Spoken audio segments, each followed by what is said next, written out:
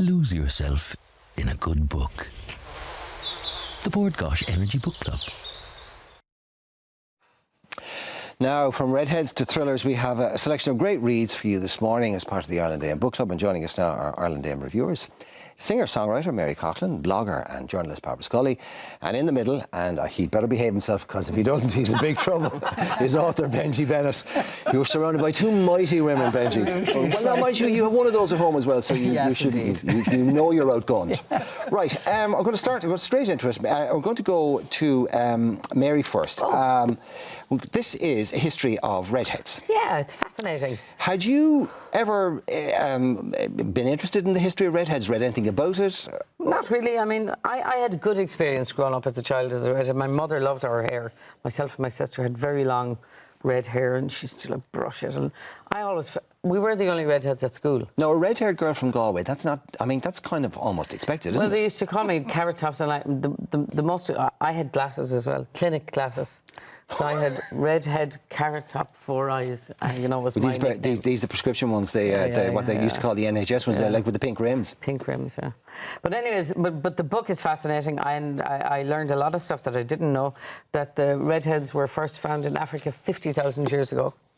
And you would think that mostly Scottish and Irish people, we still, Irish and Scottish people make up the most, but we're like only 1% of the population of the world. So it's kind of unique. I've never found it to be a drawback. What about the stigma attached to it? Did you get any sense of the origin of that, or why? There is a huge stigma and attached to it, and there was, because it was so unusual, and a lot of women were persecuted, and men too, for being redheaded as witches and otherworldly. There was a lot of sexual taboos, you know, that they were conceived at times when, you know, all of that stuff. It's also gone in and got out of fashion too. I mean, the Thracians were mocked because they had red hair years and years ago. Mary Magdalene famously was a redhead. Judas is portrayed in some paintings as a redhead. Yeah. So I mean, we were vilified, I suppose.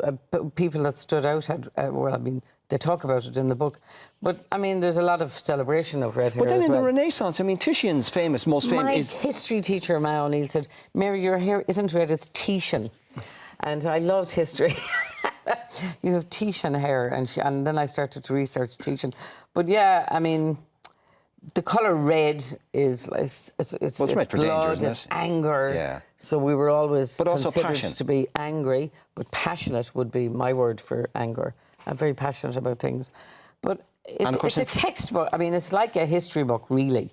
I mean, if you can pick it up and read really interesting chapters about redheads. The photographs are incredible. All the amazing people who had red hair. And all the people who So is it one of those, what you would call a kind of a... dip in, dip out book. A high-class laboratory book, in that, you know, one of those ones where you go to the loo... Look, I wouldn't... and you stay there longer than you should. I read the review that was in the Times when it came out, because I did the Redhead Festival in Crosshaven this year.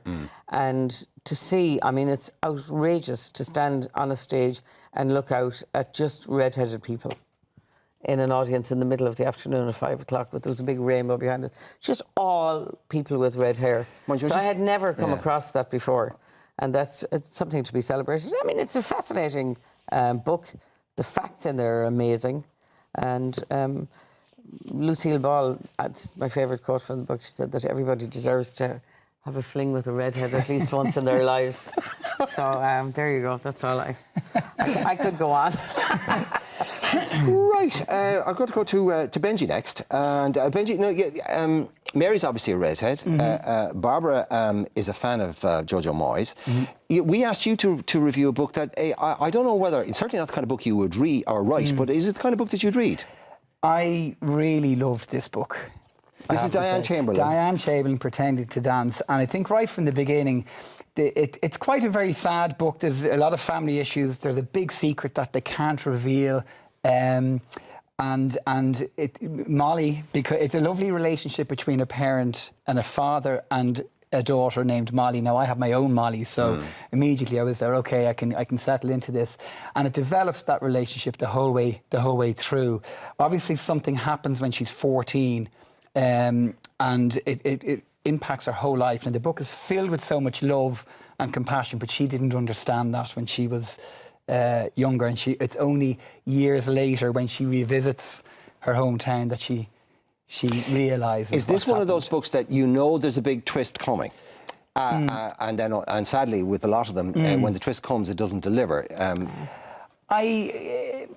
You kind of guessed that's what it was going to be. You kind of guessed because there's a lot of kind of, it's brilliantly Now, is that your author's instinct or your reader's instinct? No, you know the way you'd always like to think who done it. And, well, it's not that a who done it book, but you know that there's something coming, but you don't really kind of know what it is. And it's only when you start getting to that point, you kind of go, yeah, that makes sense. So when the twist comes, does it deliver then so? For me, it did. And not only, and I wouldn't call it necessarily a twist. You know from reading that there's something, just from reading on the back that there's this dark secret that's in this girl's family. She spends her life trying to get over it and so on. She's now trying to have her own family as well. And it's all about how the Molly of 35 is connected with the Molly of 14 and how she revisits her hometown. And it's kind of, it's a strange way to say it, but it's kind of, I found it like Enid Blyton for old people. It was a lovely, it's the best analogy I can give. Because it brought me back to my own childhood. It brought me back to all my firsts. It does a lot of that. So it delivered a kind of a warm, fuzzy feeling at the end, did it? I'm not going to say I'm getting old and sentimental now, but I did get a little bit like last night. But But you are wonderfully sentimental. That's one of the things we love about you. And it's not just for the ladies, but it's probably more of a ladies' book. But I definitely enjoyed it, and I loved the relationships that were built. Okay, Barbara, we picked a Jojo Moyes for you, and this was right up your alley. This one is called After You, which is the follow-up. It is effectively a sequel, and you loved the previous book. I did, yeah. Jojo Moyes. I've read Jojo Moyes for years, and her books some of them can be brilliant, and others can be less so. But the book that this is a follow-up to, a lot of people will know, was called Me Before You, which sold millions. It sold over 5 million, and it's currently being made into a movie. So it was a huge bestseller. So I kind of was a bit, I kind of started this with some trepidation, thinking it's never going to be, as good as or come even close to. It may be a really bad idea. And what I love particularly about Me Before You was that it was the only book, I think, ever that I have left and given on to my teenage daughters, and they absolutely devoured it. So that when they saw this at home, they were like, oh, is this a follow-up? Now, to do that to teenage girls, I will say fair play to Jojo Moyes. I loved this book. I thought it was an excellent read.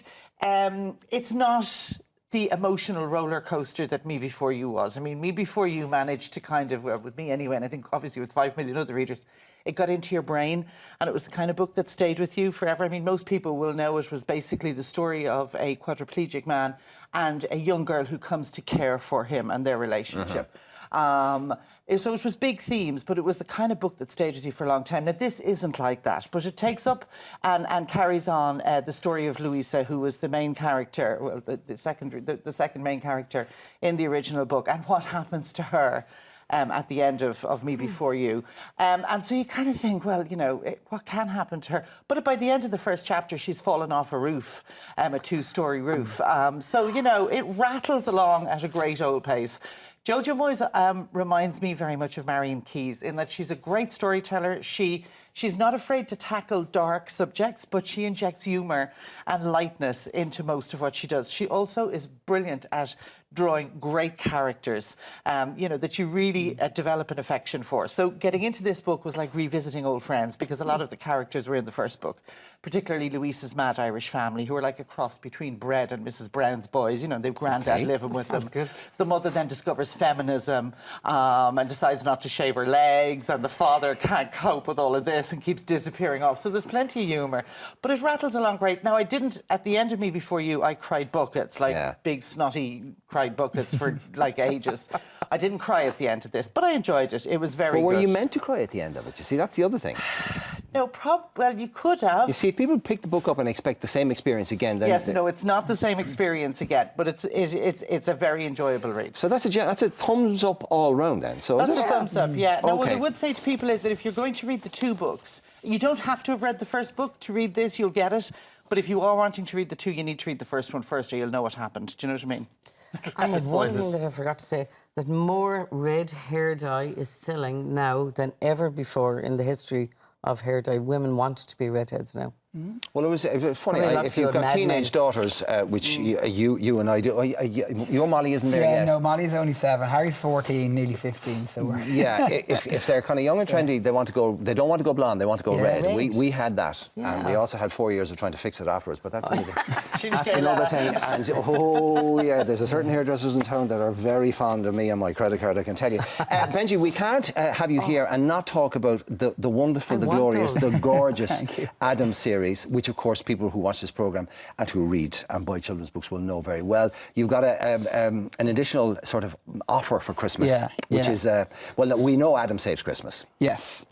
Now, what I'm just doing is, it's just to raise extra funds. So when you buy a gift set online, it's adamscloud.com, where you get a free book in your little set. Yeah. Then what you can do is, if you add on the Christmas book, it's €10. That whole €10 then will go between the charities I support. So it'll be on top of my regular bit that I do. So it's trying to, you can get all the magic of Christmas, read the book, get them excited, and then you've a lovely set of books. Well, there look, on we have Christmas said Day this as on countless occasions. If there's a smallie in your life, or even one that you're vaguely, remotely associated with, you could not give them a nicer Christmas present than Thank these. you. Yeah, thank you. We'll post up details on our Brilliant. website and Twitter and Facebook and all that. So thank you all very much indeed. Thank you, Mark. Right, you very how would you like to be in with the chance of winning a book club goodie bag and a Versus tablet? All you have to do is send us in your 50-word review of any of the book club picks. You've heard them all reviewed there this morning. We'd like to hear what you thought of them.